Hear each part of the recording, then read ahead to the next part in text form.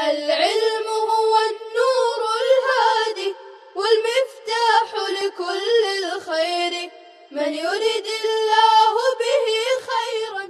بسم الله الرحمن الرحيم. الحمد لله رب العالمين والصلاة والسلام على سيد الأنبياء والمرسلين محمد وعلى آله وصحبه أجمعين. أما بعد. محبان حبیب کبریا، طالبان علوم نبوت، سیرت خاتم النبیین صلی اللہ علیہ وسلم کا یہ 58واں سبق ہے، جس کا آغاز ہو رہا ہے محاولۃ اثیمۃ للیہود. یہود کا ایک ناپاک ارادہ، یہود کی ایک گھناؤنی کوشش. محاولہ کوشش کرنا، ٹرائی کرنا. اثیمہ لفظی اعتبار سے گناہ گار، لیکن یہاں ترجمہ کیا گیا ناپاک، گھناؤنی. ان بدبختوں نے غزوہ خیبر کے موقع پر کھانے میں زہر ملا کر آپ صلی اللہ علیہ وسلم کو بھیجا، لیکن اللہ رب العزت نے آپ کی حفاظت فرمائی. وفی هذه الغزوة ثم رسول اللہ صلی اللہ علیہ وسلم، اسی غزوے میں رسول اللہ صلی اللہ علیہ وسلم کو زہر دیا گیا. سما یا سمن سے مجہول ہے، زہر دینا، زہر پلانا، کھانے میں زہر ملانا. اہدت لہو زینب بنت الحارث الیہودیۃ امرأۃ سلام ابن مشکم شاۃ مشویۃ قد سمتها.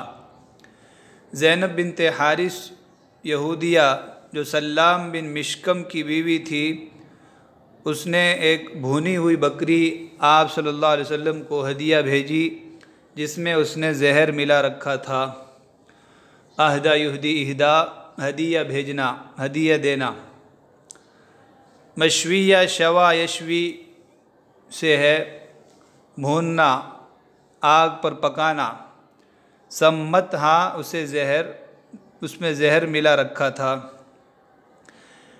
تو یہ اس کا جو شوہر ہے سلام بن مشکم، یہ یہودیوں کا سردار تھا. حیی بن اخطب کے بعد یہودیوں کے بڑے علماء میں سے اور ان کے کمانڈروں میں سے تھا. جب یہ قتل ہوا تو زینب کا باپ حارث یہ یہودیوں کا قائد بنا. تو زینب نے اپنے شوہر سلام بن مشکم کا بدلہ لینے کے لیے بکری کے گوشت میں زہر ملا کر آپ صلی اللہ علیہ وسلم کی طرف ہدیہ کے نام سے بھیجا. وَسَأَلَتْ أَيُّ اللَّحْمِ أَحَبُّ إِلَيْهِ، اور اس عورت نے پوچھا کہ آپ کو کون سا گوشت زیادہ پسند ہے. اپنے لوگوں سے پوچھا کہ یہ نبی کون سا گوشت کھانا زیادہ پسند کرتے ہیں. فقالوا الذراع یا الذراع، تو لوگوں نے کہا دست کا گوشت. ذراع کی جمع اذرع، ہر جانور کا بازو، دست یا دستی جس کو کہا جاتا ہے. انسانوں میں جب ذراع بولا جائے تو گھٹے سے لے کر کوہنی تک مراد ہوتا ہے، لیکن جانوروں میں یہ پورا بازو اور پورا آگے والا پاؤں جس کو ہاتھ سے تعبیر کیا جاتا ہے وہ ذراع ہے. تو آپ صلی اللہ علیہ وسلم کو دست کا گوشت بہت پسند تھا، اسی طرح ران کا گوشت پسند تھا. تو اس سے کہا گیا کہ دست کا گوشت زیادہ پسند ہے. فَأَكْثَرَتْ مِنَ السَّمِّ یا مِنَ السُّمِّ فِي الذِّرَاعِ، تو اس نے دست میں زیادہ زہر ملا دیا. سموم، سین کے فتحہ، ضمہ اور کسرہ کے ساتھ مثلث السین ہے، زہر. سموم اسی کی جمع. تو فَأَكْثَرَتْ مِنَ السُّمِّ فِي الذِّرَاعِ، اس نے دست میں زیادہ زہر ملا دیا. فلما انتهش من ذراعها أخبره الذراع بأنه مسموم۔ جب آپ صلی اللہ علیہ وسلم نے بکری کے دست سے نوچ کر کھایا، بکری کے دست سے نوچ کر کھایا تو ذراع نے، اس دست نے آپ کو بتلا دیا کہ وہ زہر آلود ہے۔ مسموم زہر آلود، جس میں زہر ملا دیا گیا ہو۔ یہ آپ صلی اللہ علیہ وسلم کا معجزہ تھا کہ گوشت کے اس حصے نے جو بھنا ہوا ہے آپ کو بتلا دیا کہ مجھ میں زہر ملا ہوا ہے، مجھے نہ کھائیں۔ انتہاشا، انتہاش دانتوں سے پکڑنا، نوچ کر کھانا۔ نہش ینہش، نہش بھی استعمال ہوتا ہے مجرد میں، نوچ کر کھانا۔ تو گوشت کو ہڈیوں سے الگ کرنے کے لیے نوچا جاتا ہے، نوچ کر کھایا جاتا ہے۔ تو فلما انتہش من ذراعها، جب آپ صلی اللہ علیہ وسلم نے اس کے دست سے نوچ کر کھایا تو دست نے بتلا دیا کہ وہ زہر آلود ہے۔ فلفظ الاکلۃ، تو آپ صلی اللہ علیہ وسلم نے وہ لقمہ اگل دیا، پھینک دیا۔ لفظ یلفظ لفظ، اگل دینا، منہ سے باہر پھینک دینا۔ اکلا لقمہ کے معنی میں ہے اکلات، ایک مرتبہ کھایا جانے والا کھانا، مگر کچھ نہ کچھ زہر آپ صلی اللہ علیہ وسلم کے جسم اطہر میں چلا گیا تھا۔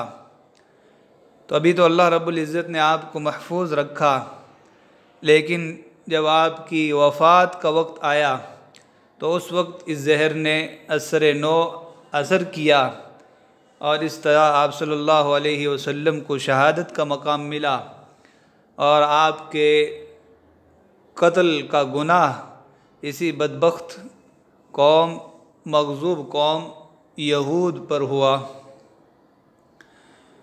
وجمع اليهود ثم قال هل انتم صادقی عن شیء ان سألتکم عنہ، آپ صلی اللہ علیہ وسلم نے یہود کو بلایا، پھر فرمایا کیا تم مجھ سے سچ کہو گے اگر میں کسی چیز کے بارے میں تم سے پوچھوں؟ هل انتم صادقی، کیا تم مجھ سے سچ بات کہو گے؟ تو صادقین جمع کا صیغہ ہے، اس کی اضافت ہو گئی ہے یا متکلم کی طرف، اصل ہے صادقون یا، پھر جو تعلیل ہوئی واضح ہے۔ هل انتم صادقیہ، وہ لوگ جھوٹ کے عادی تھے، اس لیے آپ صلی اللہ علیہ وسلم نے پہلے ان سے اقرار لیا۔ قالوا نعم، انہوں نے کہا ہاں۔ قال اجعلتم فی هذه الشاة سما، کیا تم نے اس بکری میں زہر ملایا تھا؟ قالوا نعم، انہوں نے کہا ہاں۔ قال فما حملکم علی ذلک، آپ نے فرمایا تمہیں اس بات پر کس نے آمادہ کیا، کیوں تم نے اس میں زہر ملایا؟ قالوا اردنا ان كنت كاذبا نستريح منك وان كنت نبيا لم يضرك، انہوں نے کہا ہم نے یہ چاہا کہ اگر آپ جھوٹے ہیں تو ہم آپ سے راحت پائیں گے، اور اگر آپ نبی ہوئے تو آپ کو یہ زہر کچھ نقصان نہیں دے گا۔ وجیء بالمرأة إلى رسول الله صلی اللہ علیہ وسلم فقالت اردت قتلک، اس عورت کو آپ صلی اللہ علیہ وسلم کے پاس لایا گیا تو اس نے کہا میں نے آپ کو قتل کرنا چاہا تھا۔ فقال ما كان الله ليسلطك علی، تو آپ نے فرمایا اللہ ایسا نہیں ہے کہ تجھے مجھ پر مسلط کر دے۔ سلط یسلط، تسلیط مسلط کر دینا، کسی پر قابو دے دینا۔ قالوا الا نقتلها، صحابہ نے عرض کیا کیا ہم اسے قتل نہ کر دیں؟ قال لا ولم يتعرض لها ولم يعاقبها، آپ نے فرمایا نہیں، اور آپ نے اسے تعرض نہیں فرمایا اور اسے سزا نہیں دی، کچھ بھی نہیں کہا آپ صلی اللہ علیہ وسلم نے، معاف کر دیا، چھوڑ دیا۔ وَلَمْ يَقْتُلْهَا صلی اللہ علیہ وسلم اولاً، شروع میں آپ صلی اللہ علیہ وسلم نے اسے قتل نہیں فرمایا تھا۔ فَلَمَّا مَاتَ बिश्र इब्न अल-बरा इब्न मारूर अल्लज़ी अकल मिन हादिही ज़िराअ क़तलहा। मगर जब बिश्र बिन बरा बिन मारूर रज़ी अल्लाह अन्हु वफ़ात पा गए, जिन्होंने इस दस्त में से खाया था, तो आप सल्लल्लाहु अलैहि वसल्लम ने उस औरत को कत्ल कर दिया। तो आपके साथ हज़रत बिश्र बिन बरा ने भी खाया था, तो उन पर वो जहर असर कर गया और वो शहीद हो गए। तो फिर क़िसासन उस औरत को कत्ल कर दिया। तो उन्वान साबित हो गया मुहावलतुन असीमा लिल यहूद, यहूद की एक नापाक साजिश, एक नापाक इरादा। फुतूहुन व मगानिम, फुतूहात और गनीमतें। वबाद मंतहा रसूलुल्लाह सल्लल्लाहु अलैहि वसल्लम मिन अम्र खैबर इनसरफ़ इला फ़दक। जब रसूलुल्लाह सल्लल्लाहु अलैहि वसल्लम खैबर के मामलात से फ़ारिग हो गए तो फ़दक की तरफ रुख किया। फ़दक भी वहीं करीब में एक इलाके का नाम है। तो यहाँ से फ़ारिग होकर इन खैबर को फ़तह करके उसके सारे उमूर निपटा कर फ़दक की जानिब मुतवज्जे हुए। सुम्मा जा इला वादिल कुरा, फिर वादी कुरा की तरफ आए। वदआ रसूलुल्लाह सल्लल्लाहु अलैहि वसल्लम इलल इस्लामी व अख़बरहुम अन्नहुम इन अस्लमू अहरज़ु अमवालहुम व हक़नु दिमाअहुम व हिसाबुहुम अलल्लाह। रसूलुल्लाह सल्लल्लाहु अलैहि वसल्लम ने इस्लाम की दावत दी और उन लोगों को बतलाया कि अगर वो इस्लाम ले आएंगे तो अपने मालों को महफूज कर लेंगे, अपने खूनों को बचा लेंगे और उनका हिसाब अल्लाह के ज़िम्मे है। अहरज़ इहराज पहले भी गुज़रा, बचा लेना, महफूज कर लेना। हक़ना यहक़ुनु और हक़ना यहक़िनु, नसर और ज़रब से हक़नन मज़दर है, हिफाजत करना, बचा लेना, खून रेज़ी से बचा लेना, खून बहने से बचाना। हिसाबुहुम अलल्लाह, यानी हम ज़ाहिर को कबूल कर लेंगे, बाकी बातिन अल्लाह के हवाले है। वआतल यहूद मिन गदिन मा बिअयदीहिम, और कल चल के यहूद को आपने दे दिया जो उनके कब्ज़े में था, यानी सुलह हो गई और आप सल्लल्लाहु अलैहि वसल्लम ने यहूदियों को फ़दक और वादिल कुरा वग़ैरह में बरकरार रखा और उनको आमिल बनाया। वग़निमल मुस्लिमून अमवालन, मुसलमानों को बहुत सारे अमवाल गनीमत में मिले। वक़सम रसूलुल्लाह सल्लल्लाहु अलैहि वसल्लम मा असाब अला अस्हाबिही बिवादिल कुरा, आप सल्लल्लाहु अलैहि वसल्लम को वादिल कुरा से जो गनीमतें मिली वो आपने सहाबा पर तक़सीम कर दी। व तरकल अर्द व नखल बियदिल यहूदी व आमलहुम अलैहा, और ज़मीन और नखलिस्तानों को यहूद के हाथ में छोड़ दिया और उनको उन ज़मीनों पर आमिल बनाया। जिस तरह खैबर में मामला किया था उसी तरह वादिल कुरा में भी आप अलैहिस्सलाम ने मामला किया। वलम्मा बलगा यहूद तैमा मा वाता अलैहि रसूलुल्लाह सल्लल्लाहु अलैहि वसल्लम अला अहली खैबर व फ़दक व वादिल कुरा सालहु रसूलुल्लाह सल्लल्लाहु अलैहि वसल्लम राजिअन इलल मदीना। जब तैमा के यहूदियों को उस मामले का पता चला जिस पर रसूलुल्लाह सल्लल्लाहु अलैहि वसल्लम ने खैबर, फ़दक और वादी कुरा वालों से मुआफ़क़त की है, जिस बात पर उनके साथ मुआहदा किया है, तो उन्होंने भी रसूलुल्लाह सल्लल्लाहु अलैहि वसल्लम से उस वक्त सुलह कर ली जब आप अलैहिस्सलाम मदीना की तरफ लौट रहे थे। वाता युवातिउ मुवातअतन, मुआफ़क़त करना, साथ देना, किसी मुआमले में किसी के साथ इत्तिफ़ाक़ करना।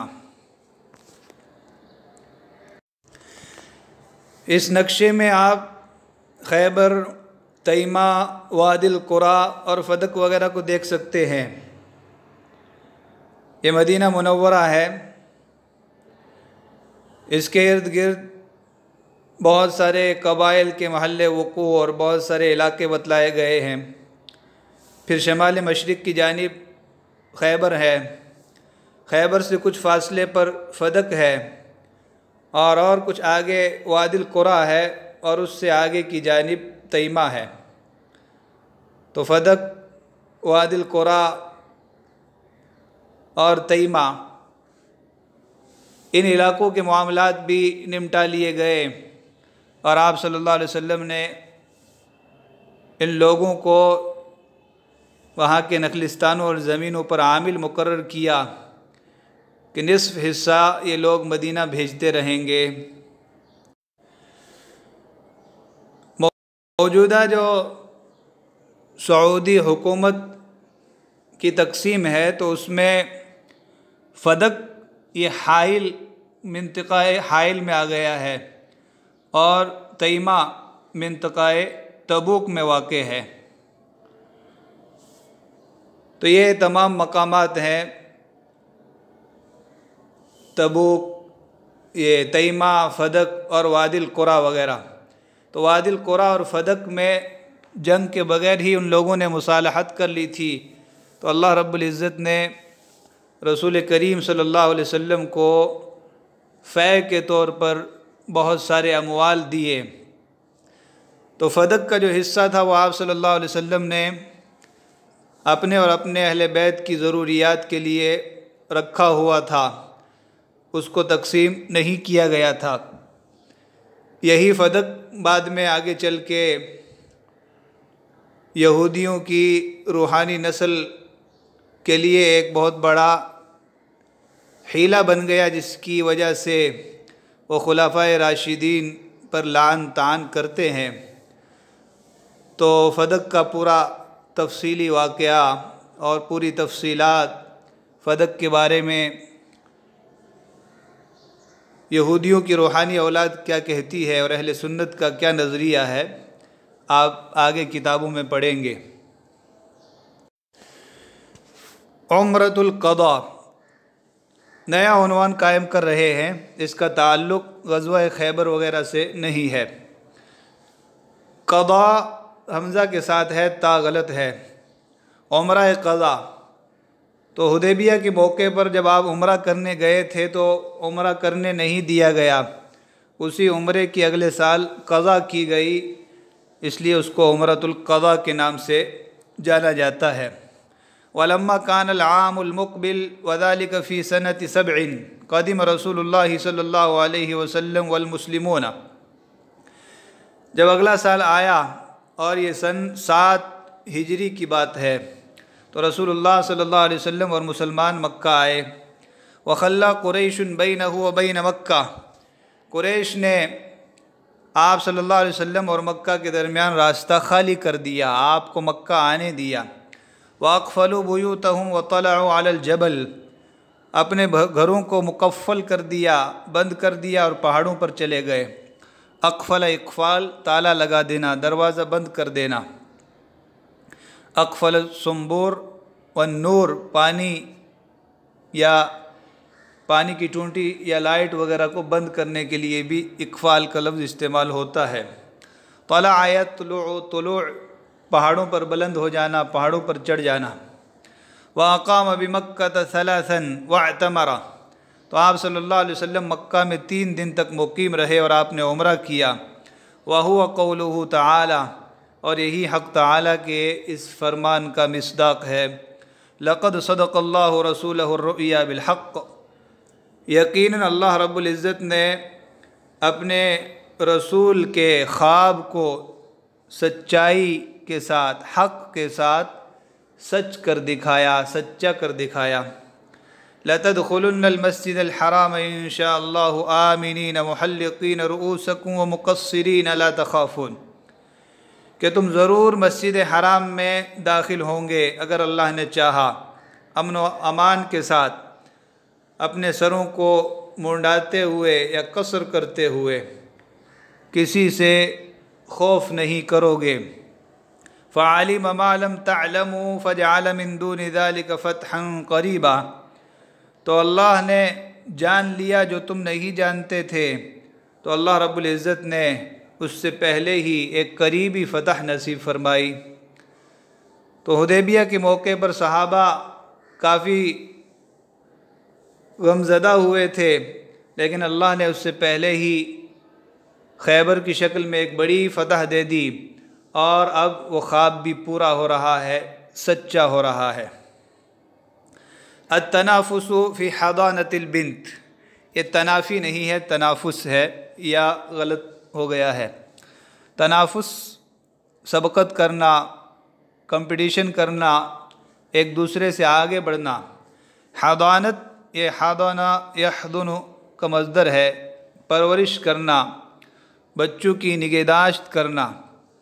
حضن گود کو کہا جاتا ہے، تو حضانت پرورش، پالنا پوسنا۔ لڑکی کی پرورش کرنے میں تنافس کیا عنوان ہے اور کیا کہنا ہے تو سبق سے آپ سمجھیں گے۔ وَقَدْ تَغَيَّرَتِ النُّفُوسُ وَالْعُقُولُ بِتَأْثِيرِ الْإِسْلَامِ تَغَيُّرًا عَظِيمًا، اسلام کی اثر انگیزی سے دلوں اور عقلوں میں بہت زیادہ تغیر پیدا ہو گیا، بہت زیادہ بدلاؤ آ گیا۔ اسلام نے آ کر سوچ بدل دی، اسلام نے آ کر زاویہ نگاہ بدل دیا اور ایک عجیب تاثیر پیدا کر دی۔ فعادت البنت التي جرت عادت وقتها في الجاہلیہ حبیبة يتنافس في کفالتها وتربیتها المسلمون، تو وہ لڑکی زمانہ جاہلیت میں جسے زندہ دفن کرنے کی عادت چلی آ رہی تھی، وہ محبوب بن گئی، جس کی کفالت اور تربیت کرنے میں مسلمان تنافس کرنے لگے، ایک دوسرے سے آگے بڑھنے کی کوشش کرنے لگے۔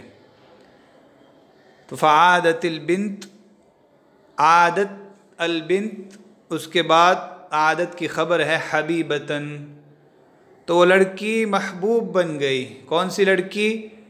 زمانہ جاہلیت میں جسے دفن کرنے، زندہ دفن کرنے کی عادت چلی آ رہی تھی۔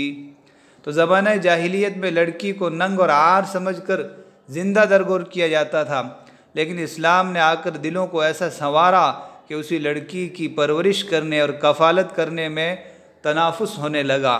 ہر ایک کہنے لگا کہ اس کی کفالت اور پرورش میں کروں گا۔ جرت عادتن، عادت جاری ہونا، کسی طریقہ کار کا تسلسل کے ساتھ چلا آنا۔ وعد، وعد وعد یعید وعدن، وعد یعید وعدن، زندہ دفن کر دینا۔ حبیبہ محبوبہ کے معنی میں ہے، پیاری، چہیتی۔ کفالت پرورش کرنا باب نصرہ کا مصدر ہے، اور تربیت بھی مصدر ہے، ربا یربی تربیہ، تربیت کرنا، پرورش کرنا۔ لما اراد النبی صلی اللہ علیہ وسلم الخروج من مکہ تبعته امامۃ ابنۃ حمزہ تنادی یا عم یا عم، جب نبی صلی اللہ علیہ وسلم نے مکہ سے نکلنے کا ارادہ کیا، یعنی عمرۃ القضاء سے فارغ ہو کر جب آپ مکہ سے واپس جانے لگے، تو امامہ بنت حمزہ آپ کے پیچھے آئی، آپ کا پیچھا کیا۔ وہ یوں پکار رہی تھی، اے چچا، اے چچا۔ یہ حضرت حمزہ رضی اللہ عنہ کی لڑکی ہیں امامہ، جن کی والدہ کا نام سلمہ بنت امیس ہے۔ تو حضرت حمزہ نے جب مدینہ کی طرف ہجرت کی تو چونکہ ان تمام لوگوں کے مال و اسباب اور گھر مکہ میں تھے، اس لیے بہت سے لوگوں کے اہل و عیال، بیوی بچے مکہ میں رہے تاکہ گھروں کی حفاظت ہو سکے، تو ان کو مستضعفین بھی کہا جاتا ہے۔ تو یہ امامہ رضی اللہ عنہا اپنی ماں سلمہ بنت امیس کے ساتھ مکہ میں ہی رہ گئی۔ آگے چل کے حضرت حمزہ رضی اللہ عنہ شہید ہو گئے، تو اس وقت بھی یہ مکہ میں ہی تھی۔ پھر حضرت حمزہ کی شہادت کے تقریباً 4 سال کے بعد جب یہ عمرۃ القضاء ہوا، تو اس موقع پر یہ آپ صلی اللہ علیہ وسلم کے پیچھے چل کر آئی اور کہنے لگی، یا عمو یا عم۔ اسی طرح ان کی والدہ حضرت سلمہ بنت امیس کا بھی انتقال ہو گیا تھا، تو یہ یتیمۃ الابی والام، ماں باپ دونوں سے محروم ہو چکی تھی۔ تو جب پیچھے چل کے آئی تو کیا ہوا، فتناولها علی فاخذ بیدها، حضرت علی نے انہیں لیا، ان کا ہاتھ پکڑا، وقال لفاطمہ علیہ السلام دونک ابنۃ عمک، اور حضرت فاطمہ رضی اللہ عنہا سے کہا اپنے چچا کی بیٹی کو لے لو، دونکی ای خودی لے لو، ابنۃ عمک اپنے چچا کی بیٹی کو لے لو، فحملتھا، تو حضرت فاطمہ رضی اللہ عنہا نے امامہ کو اٹھا لیا، فاختصم فیہا علی وزید وجعفر، تو امامہ کے بارے میں علی، زید اور جعفر میں جھگڑا ہوا، فقال علی انا اخذتها وہی ابنۃ عمی، حضرت علی نے کہا میں اسے لایا ہوں اور وہ میرے چچا کی بیٹی ہے، چچا ذات بہن ہے، وقال جعفر ابنۃ عمی وخالتها تحتی، وہ میری چچا ذات بہن ہے اور اس کی خالہ میرے نکاح میں ہے۔ سلمہ بنت امیس کی بہن اسماء بنت امیس حضرت جعفر رضی اللہ عنہ کے نکاح میں تھی، تو اس طرح امامہ یہ حضرت جعفر رضی اللہ عنہ کی بھانجی بھی ہوئی۔ وقال زید ابنۃ اخی، حضرت زید بن حارثہ نے کہا یہ میرے بھائی کی بیٹی ہے۔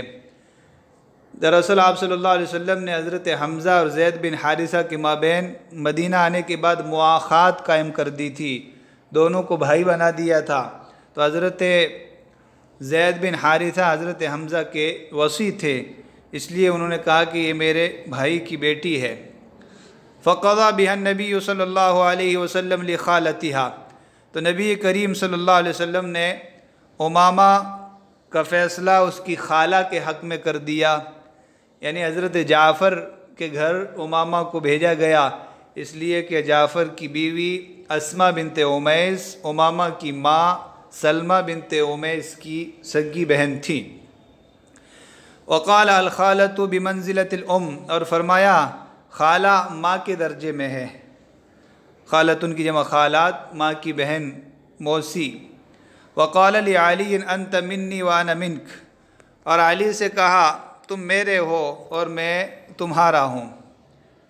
وقال لجعفر اشبہت خلقی وخلقی، اور جعفر سے کہا تم خلقت اور اخلاق میں، خلقت اور اخلاق میں میرے مشابہ ہو، یعنی آپ کا جو ظاہری جسم ہے، قد و قامت ہے، وہ بھی میرے مشابہ ہے اور تمہارے اخلاق بھی میرے مشابہ ہیں، تو سب کی دلجوئی فرما دی۔ وقال لزید انت اخونا و مولانا، اور زید سے کہا تم ہمارے بھائی ہو اور ہمارے دوست ہو۔